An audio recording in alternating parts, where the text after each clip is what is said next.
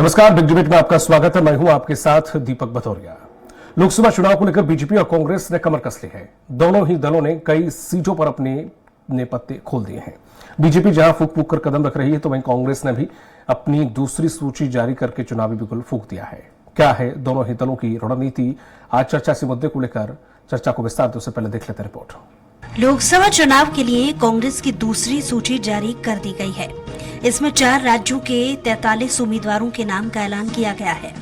43 उम्मीदवारों की सूची में 13 ओबीसी, 10 एससी, 9 एसटी, 1 मुस्लिम चेहरे को टिकट दिया गया है।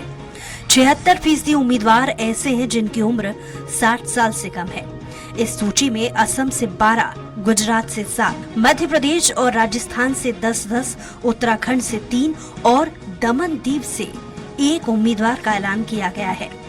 कांग्रेस पार्टी की केंद्रीय चुनाव समिति की बैठक में इस सूची पर मोहर लगाई गई है। दिल्ली स्थित पार्टी मुख्यालय में हुई बैठक में कांग्रेस अध्यक्ष मल्लिकार्जुन खड़गे, पार्टी की पूर्व अध्यक्ष सोनिया गांधी और अन्य सदस्य शामिल हुए थे। इससे पहले सीएसी की पहली बैठक 7 मार्च को हुई थी और 8 मार्च को 39 उम्मीदवारों की पहली सूची जारी की गई थी। इसमें छत्तीसगढ़, कर्नाटक, केरल, लक्षद्वीप, मेघालय, नागालैंड, सिक्किम, तेलंगाना और त्रिपुरा की लोकसभा सीटों के लिए नामों का ऐलान हुआ था। वहीं लोकसभा चुनाव को लेकर भारतीय जनता पार्टी में बैठकों का दौर जारी है। राष्ट्रीय राजधानी में भारतीय जनता पार्टी की केंद्रीय चुनाव समिति की दूसरी बैठक हुई। इस बैठक में आगामी लोकसभा चुनाव 2024 के लिए लगभग 90 उम्मीदवारों के नामों को अंतिम रूप दिया गया। हालांकि बीजेपी ने इसकी कोई आधिकारिक पुष्टि नहीं की है। पार्टी सूत्रों ने बताया कि दिल्ली स्थित बीजेपी मुख्यालय में हुई बैठक में 7 राज्यों के करीब 90 उम्मीदवारों के नामों को अंतिम रूप दिया गया। भारतीय जनता पार्टी द्वारा लोकसभा चुनाव के लिए बीजेपी उम्मीदवारों की दूसरी लिस्ट को लेकर जल्द ही आधिकारिक घोषणा होने की उम्मीद है। बहरहाल कांग्रेस ने कई सीटों पर अपने पत्ते खोल दिए हैं, तो कई सीटों पर पत्ते खोलना बाकी है। वहीं बीजेपी लोकसभा चुनाव के मद्देनजर फूंक फूंक कर कदम रख रही है। ऐसे में देखने वाली बात ये होगी कि आने वाले दिनों में किस दल की रणनीति कारगर साबित होती है और सत्ता के सिंहासन पर आखिर कौन बैठता है। सलमान खान, स्वराज एक्सप्रेस। और इसी पर ज्यादा चर्चा के लिए मौजूद हैं बीजेपी प्रवक्ता घनश्याम पिरोनिया और कांग्रेस प्रवक्ता हैं नीलहब शुक्ला। वरिष्ठ पत्रकार दिनेश जी हमारे साथ बने हुए हैं। दिनेश निगम जी, आप दोनों का बहुत बहुत शुक्रिया। घनश्याम जी जल्दी हमारे साथ जुड़ेंगे, लेकिन हमारे साथ कांग्रेस प्रवक्ता और वरिष्ठ पत्रकार दोनों जुड़े हुए हैं। सबसे पहले दिनेश निगम जी, आप ही से पास आऊंगा।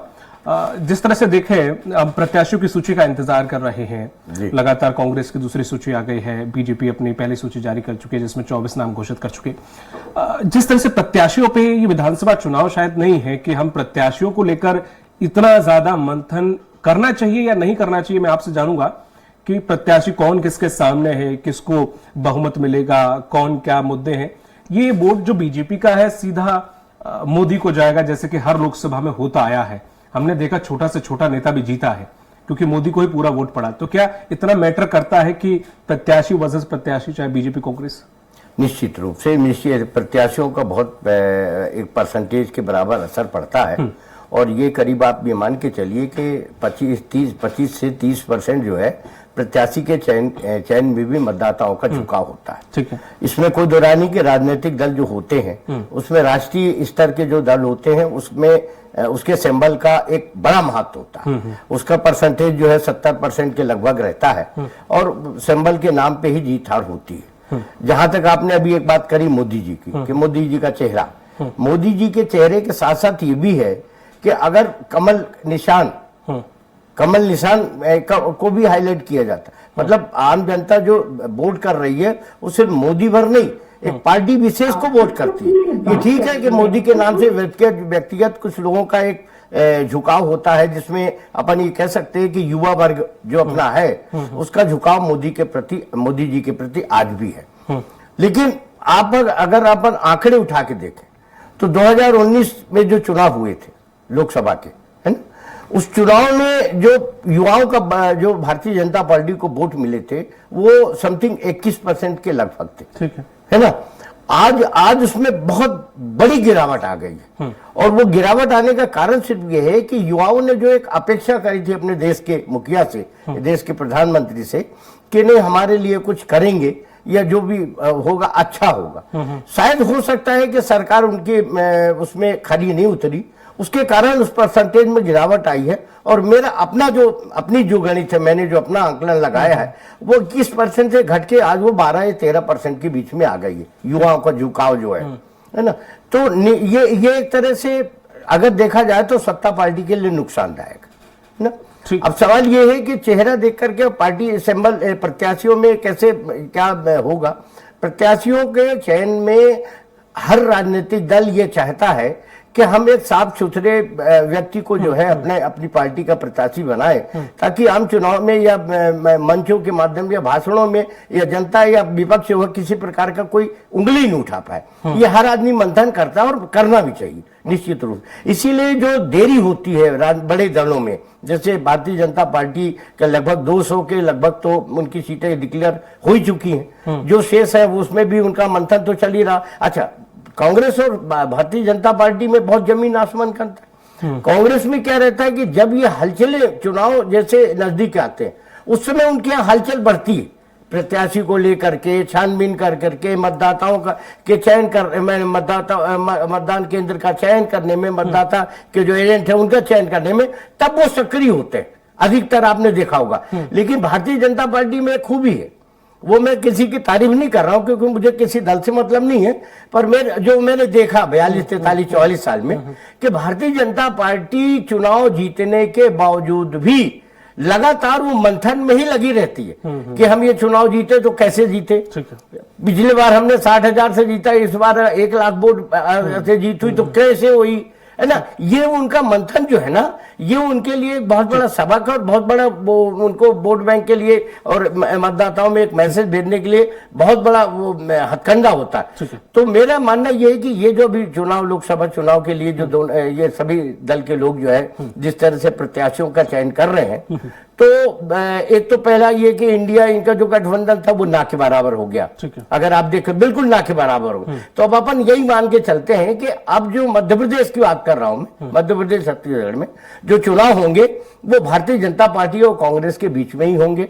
इन्हीं की दोनों की लड़ाई होगी। अदर स्टेटों में जो क्षेत्रीय दल है वो उभर के सामने आएंगे और भारतीय जनता पार्टी की लड़ाई होगी। तो ये मेरा अपना। ठीक है नीलभ जी, जिस तरह से जब मध्य प्रदेश के विधानसभा चुनाव हो रहे थे तब आप ये कह रहे थे कि बिना दूल्हे की बारात है, क्योंकि नाम घोषित तब तक नहीं किया गया था और एंड तक नहीं किया गया।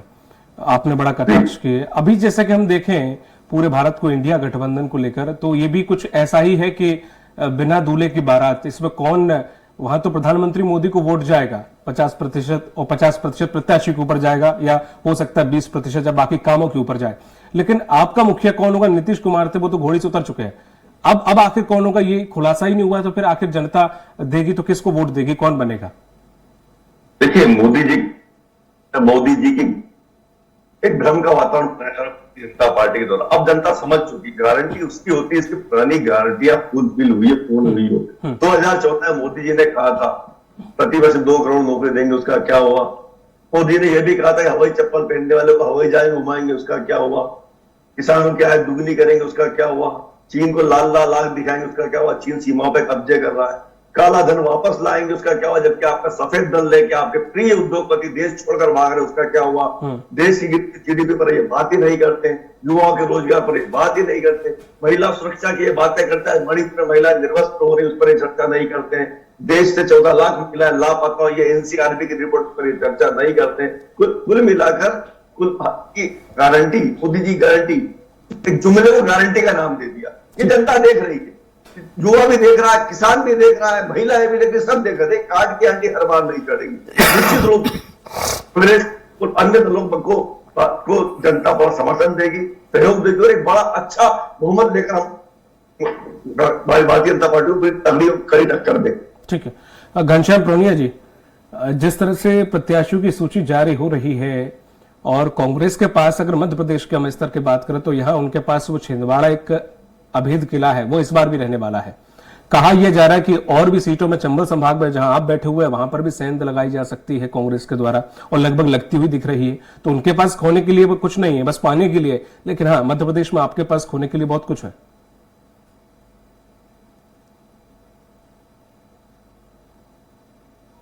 कांग्रेस को दिन में सपना देखने की आदत पड़ गई है कि हम जो है और चंबल में आगे बढ़ेंगे। अरे भाई, इनके पास नेतृत्व करने वाला ही वहां कोई नहीं है। आज आप देखेंगे ग्वालियर चंबल संभाग में पूरा का पूरा मैं समझता हूं केवल माननीय दिग्विजय सिंह जी को छोड़ दिया जाए या छिंदवाड़ा में हमारे मुख्यमंत्री जी कमलनाथ जी को छोड़ दिया जाए, तो आप समझो आधे से ज्यादा कांग्रेसी और भारतीय जनता पार्टी में आ गए हैं। और वो इसलिए आ गए हैं। घनश्याम जी, मैं थोड़ा सा आपको रोकना चाहूंगा। घनश्याम जी, मैं आपको रोकना चाहूंगा थोड़ा सा। इस वक्त की बड़ी खबर यह आ रही है, मैं अपने दर्शकों को बता दूं कि बीजेपी की दूसरी लिस्ट भी जारी हो गई है। छिंदवाड़ा से विवेक साहू को टिकट मिला है। आपको बता दें कि बालाघाट से भारती पार्थी को टिकट मिला है।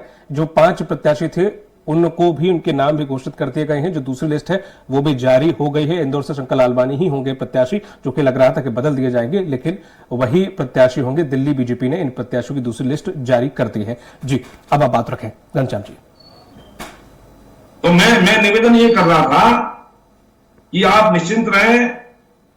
पूरी की पूरी मध्य प्रदेश में जो आपने कहा कि एक सीट के बारे में ये कमलनाथ जी के हमारे आदरणीय नकुल नाथ जी यहाँ से सांसद हैं, इस बार भारतीय जनता पार्टी उनके हाथों से भी और वो लोकसभा की सीट छीन करके पूरे के पूरे 29 सीटों पर और भारतीय जनता पार्टी का कमल का फूल खिलेगा। और वो इसलिए खिलेगा कि अभी हमारे शुक्ला जी निवेदन कर रहे थे। शुक्ला जी कह रहे थे कि भारतीय जनता पार्टी ने क्या किया। अरे भाई, जो आपके ऊपर नकारात्मकता का जो चश्मा लगा है उसको उतार कर सकारात्मकता का चश्मा लगा करके देखेंगे तो आपको फिर हरा हरा दिखाई देगा। इसलिए देश ये चहुमुखी विकास की ओर बढ़ रहा है। देश समृद्धशाली भारत के रूप में निरूपित हो रहा है। देश विकसित भारत के रूप में दिखाई दे रहा है।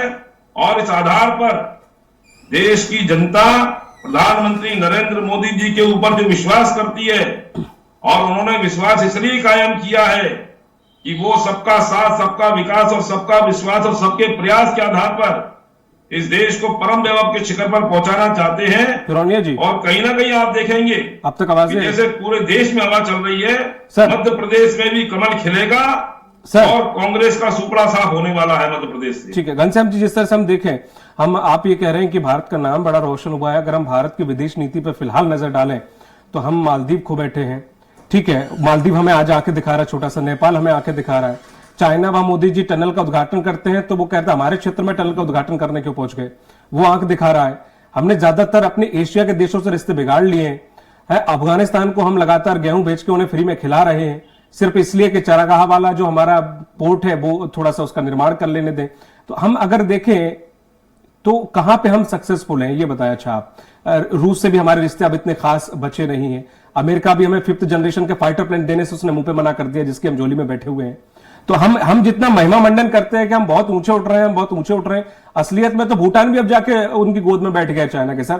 हम तो अपने ही चारों तरफ से घिरे हुए हैं, हम अपनी ही बचाने के लिए अब जद्दोजहद कर रहे हैं। तो कैसे हम कहें कि हमारी विदेशी रणनीति बहुत अच्छी थी और हमने बहुत नाम कमाया है? सर नहीं, देखिए मैं निवेदन करना चाहता हूं, पहले का भारत और अब के भारत में आपको अंतर दिखेगा। और इसलिए अभी हमारे जो बच्चे विदेशों में फंसे हुए थे, किस प्रकार के सम्मान के साथ में उनको आना, हमारे अभिनंदन जी का जिस प्रकार से सम्मान से आना, ये इस बात का द्योतक है कि भारत शक्ति संपन्न देश के रूप में निरूपित हुआ है।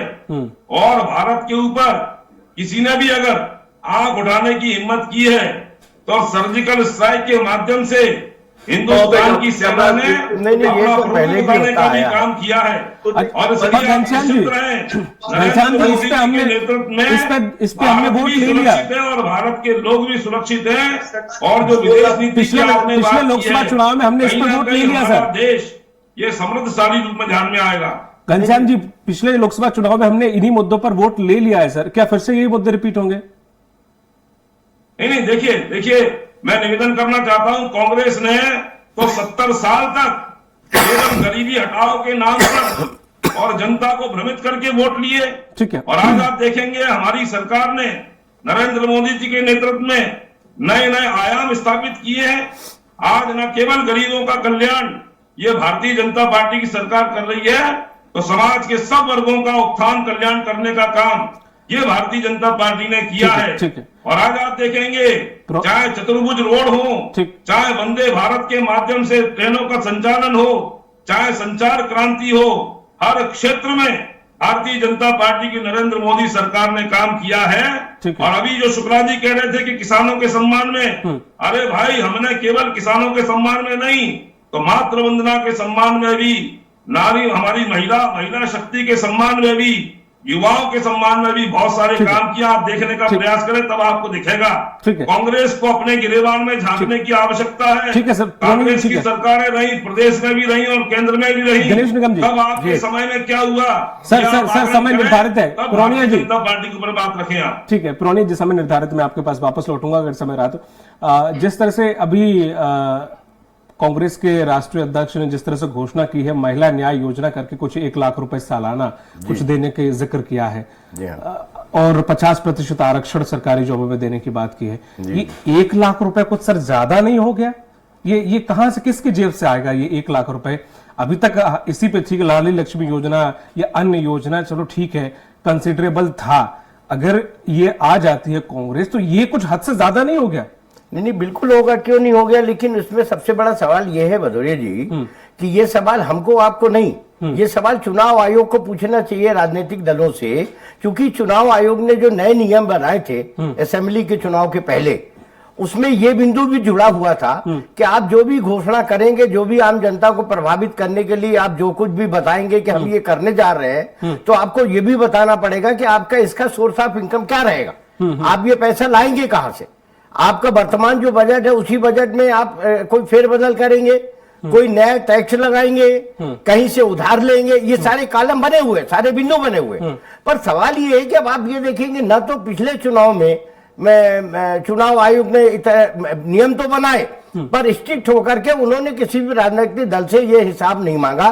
लोग चिल्लाते रहे, लोग अपनी अपनी जनता को लुभाने के लिए घोषणाएं करते रहे कि हम ये कर देंगे, हम वो कर देंगे। तो ये चुनावी घोषणा तो एक परंपरा टाइप बन गई, शुरू से होती आई है। सवाल ये है इसमें नकेल अगर पहले से ही डाल दिया गया होता या आज भी डाला जाए तो आप देखिए कि फिर सारे राजनीतिक दलों में एक हलचल मच जाएगी कि हम ये जो घोषणा करेंगे, हम 1 लाख देंगे, 2 लाख देंगे, 5 लाख देंगे।